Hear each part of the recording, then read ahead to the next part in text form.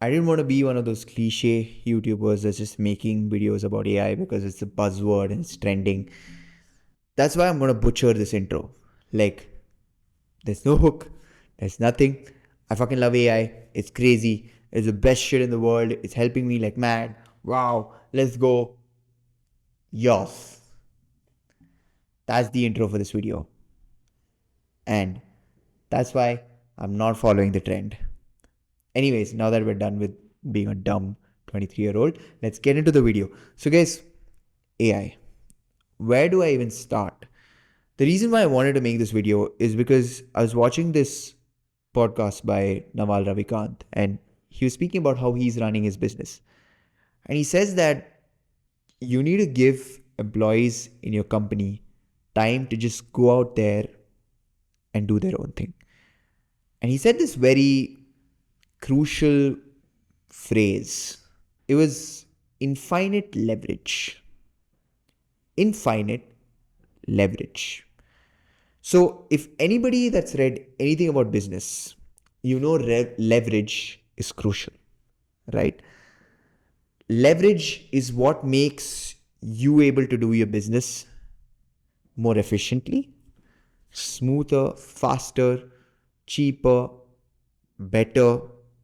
There are three real examples to leverage, I guess, if I'm not wrong. There's people, money, and technology. I have this project that I'm working on. Okay. Now, I can either sit and break my head and work on it because I have 10 other things to do also, or I can choose to delegate it to a person or to some sort of technology and have them do it or it do it and have nothing to do with it and it gets done. Now that is leverage, right? Obviously, for the person, you might need money, so that's money also involved in the leverage. And with technology, well, you can use AI or something. So that's basically what leverage is. Now, imagine we're living in a world where you have infinite leverage, meaning there is no wall to how far you can leverage something. So let me give you an example. Now, at our company, we built the CRM of our company completely in-house. So I started working and I saw that, okay, listen, we don't have a proper CRM. We had something in place, but it was not that great. I sat with the founders. I was like, hey guys, we don't have a CRM. Like let's, do something about it. And they were like, yeah, we have this thing that we're tied up with. Let's go ahead and double down with them and get them to do it for us, outsource it and all of that. And I was like, no, let's do it in-house. Mind you, I have no technical background. I don't even know what it takes to build a CRM, what a CRM looks like.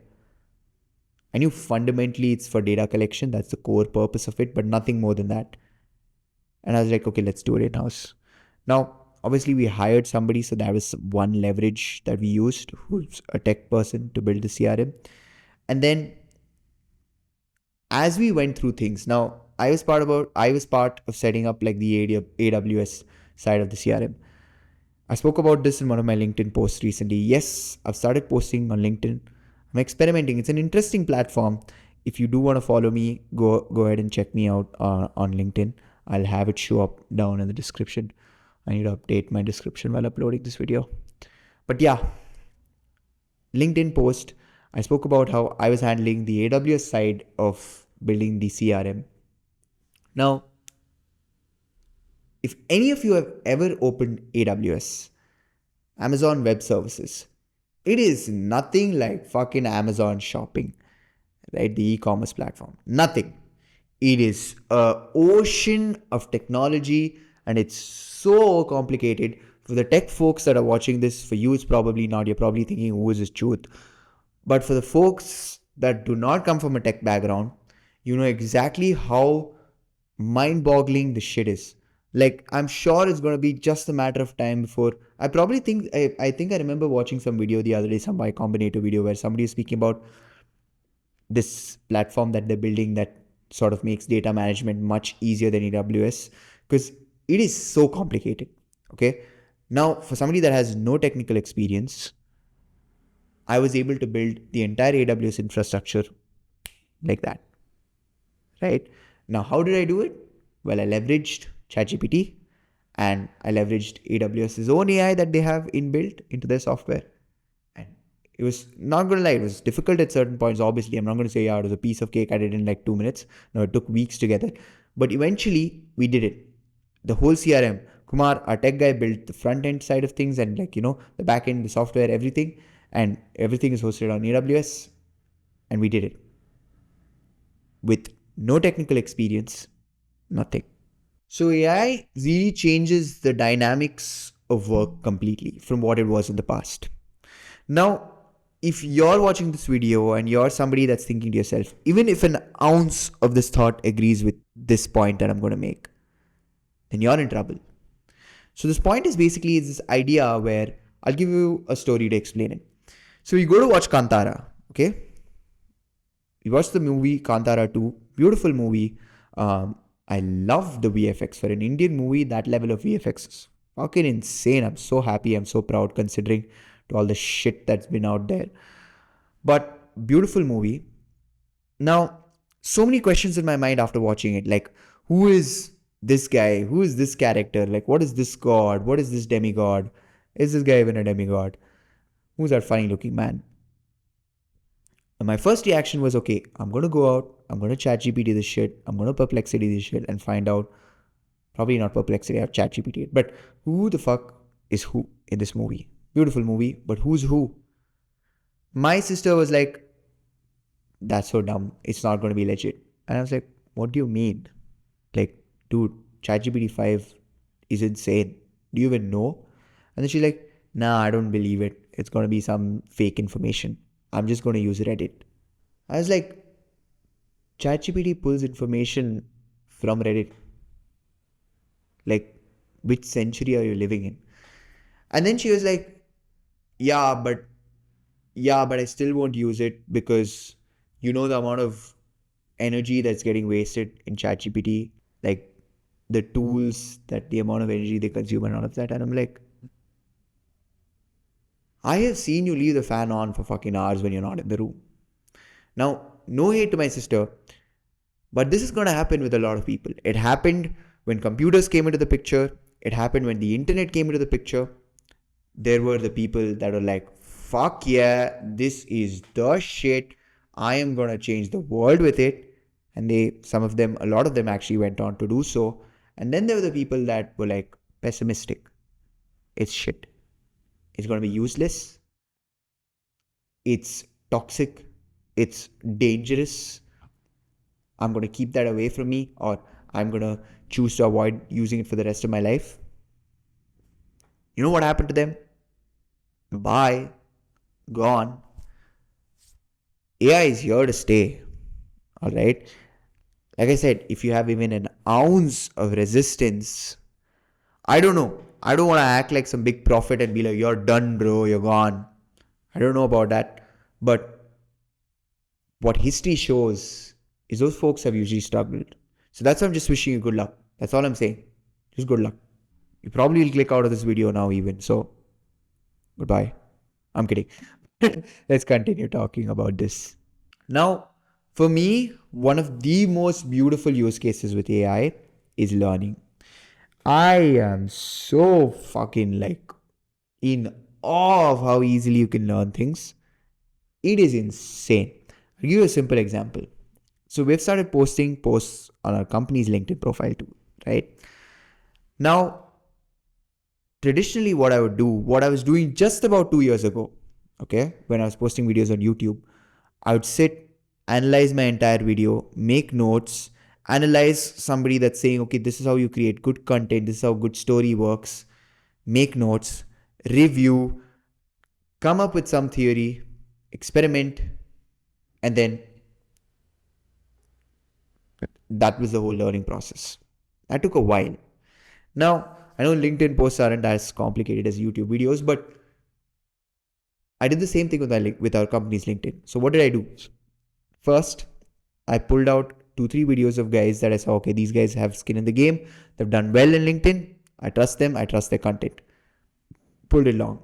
Mind you, one of them was a 2-hour long podcast. Traditionally, I would sit and watch the 2-hour fucking podcast and make notes on it.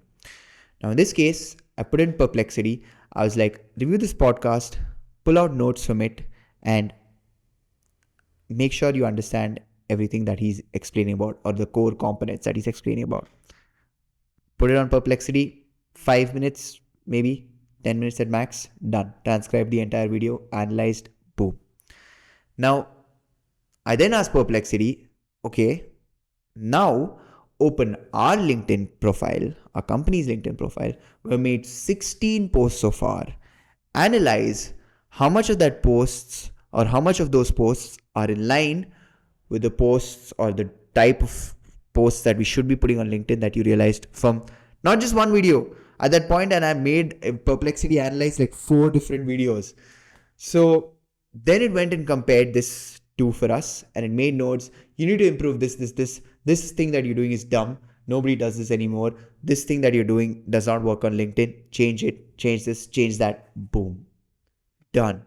And honestly, our LinkedIn profile is already seeing growth. It is scary. Like I have goosebumps on my hand because of how exhilarating that was. It saved me a day's work in like 20 minutes.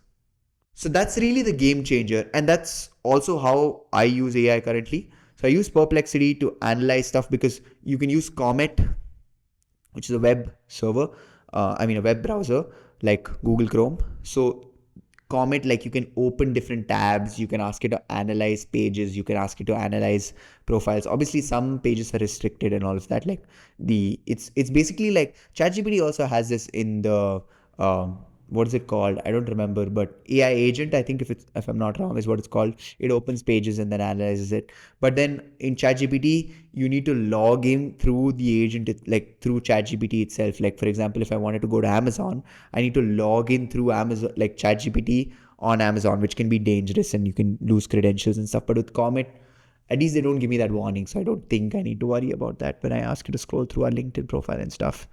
But that's how I use it. Perplexity analyzes stuff for me, and then ChatGPT more fine tunes it. So, for example, in this case with the social media stuff, it gave me 101 things to improve, and then I went and took that to ChatGPT, and I was like, "Hey, let's create a GPT with all these improvements in mind. Going forward, we'll create content in this structure itself." So that's how the whole flow works for me. Coming back to the main point that I made in the starting of this video when Naval Ravikant said, you need to give your employees like free time to explore because right now they have infinite leverage. That adds this whole crazy thing where with creativity, there's this whole thing where you need to have your disconnect. You need to have your moments of silence.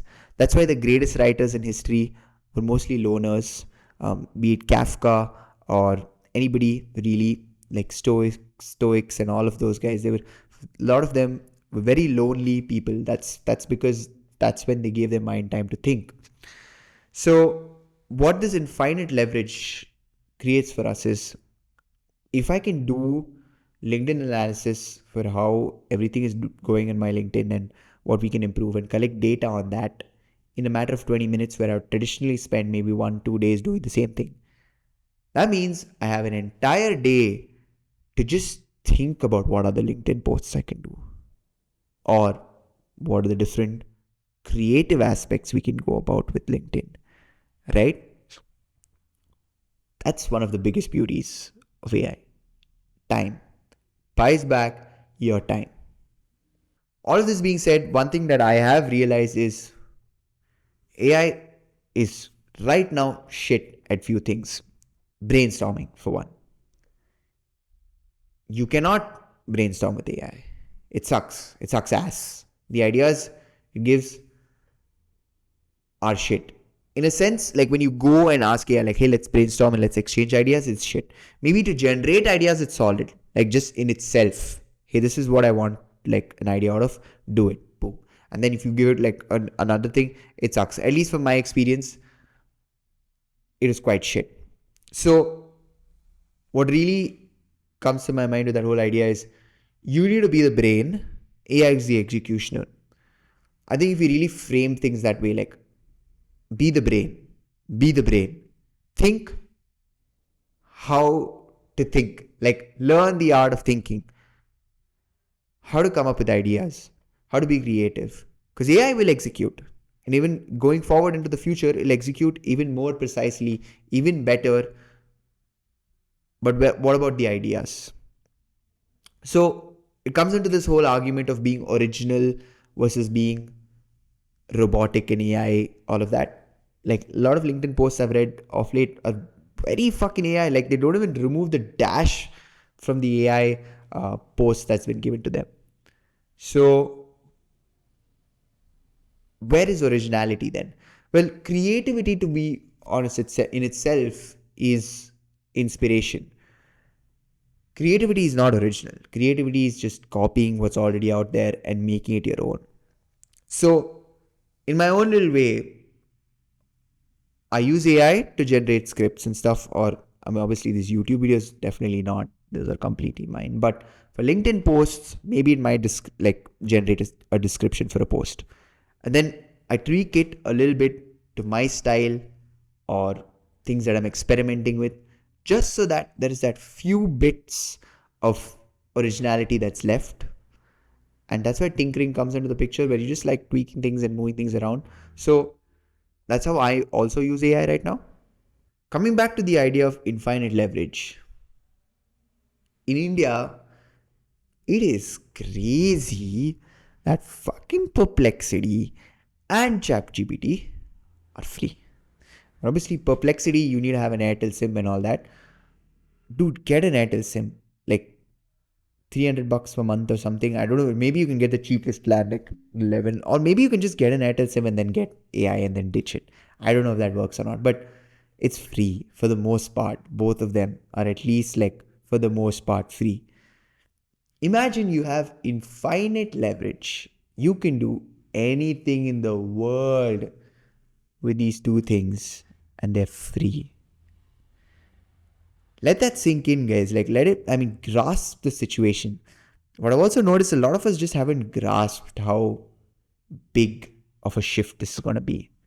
And the fact that it's free, oh my god, that is crazy, bro. Crazy. I also know this whole idea of data collection, right? Like AI is tracking our data. Bro, like your information is out there. They know exactly who you are. Don't ask personal questions. This is an idea that might backfire. It might be contradicting. I don't know. I like the thought of it right now. You see, tomorrow when I'm using ChatGPT, I've used ChatGPT for so long now. I mean, when I say so long, probably I would say like 6, 7 months, maybe. Not that long even. But I've spoken a lot to ChatGPT, like about what are strategies that we should implement, what are things that I should do for my YouTube videos. Hey, I don't feel like this is a great approach. Do you think this approach will work? Or, I'm trying to buy my friend like something. What should I buy them? ChatGPT probably knows who I am as a person. So tomorrow, when I go to ChatGPT, I say, hey ChatGPT, develop a post on my LinkedIn for me with my style of communication. It's not going to be a task for ChatGPT. And it's not going to sound robotic either because ChatGPT knows how I talk. Now, the reason why this might backfire is how much data going out there is really good. But again, the contradicting idea is like with social media and all of that, we are putting our data out there, dude. Like you speak to your friend about something, the next thing you know, you're getting an ad about it. And I was watching an video the other day about one of the Instagram C-suite executives, and he's like, no, we do not listen, none of that. Like, but we just, you search it somewhere and then that's how it shows up. And I'm like, I don't know, man. I don't know. Either ways, even if we're searching it, you know exactly what the fuck I want. How do you have that much data? So we're living in an open world. Accept it. Like shit is out there for everybody to know. The sooner you can accept that idea, the more use you can make of it. Again, it can backfire. If AI takes over the world, and you're probably the first person that's going to get fucked. But that's a big if. And eventually, I mean, we are all going to die anyway, so who cares? it's interesting, I mean, to be in this generation. The good thing is, usually when these huge technological waves come, it's usually the fourth or the fifth mega version of something that really thrives. Like, YouTube was not the first video exchanging platform. It was the fourth or the fifth, if I'm not wrong. And they killed it. That's true for a lot of products. Uber was not the first. Google was not the first. Gmail was not the first. Even the internet was not the first, like, information exchanging platform. So it's fun to know that we get to see all these guys do it so well and fail and make mistakes. Maybe when the time comes, then it'll be nice to build something like that too. Anyways, it's fucking exciting, guys. Again, I didn't want to create a cliche AI video. I've just been using it a lot, so that's why I made this whole video. I hope you guys gain some value from it. My videos are so fucking long for a very particular reason.